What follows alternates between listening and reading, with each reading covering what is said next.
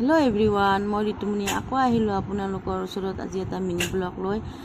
মই ৰাতিয়ে মচুৰৰ দাল আৰু চাউল ভিজাই থৈছিলোঁ আৰু পকৰি বনাম বুলি ভাবি তাকে আপোনালোকক দেখাই দিলোঁ। আৰু লগত মই মিক্সিত পিচি ল'লোঁ, আদা নহৰু দি দালিখিনি ভালদৰে গুড়া কৰিলোঁ।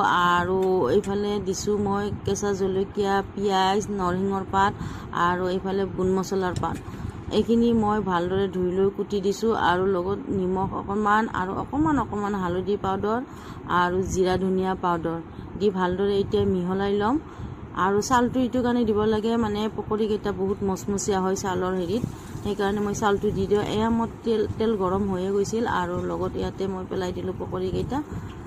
আৰু দেখিছে নহয় হৈছে, আৰু এনেকৈ আজি দেখাই দিলোঁ যে পকৰিকেইটা ইমান মচমচীয়া হৈছে নহয়, কি ক'ম। আৰু এনেকৈ যদি ভিডিঅ'টো চাই ভাল লাগিছে প্লিজ লাইক কমেণ্ট কৰি দিব।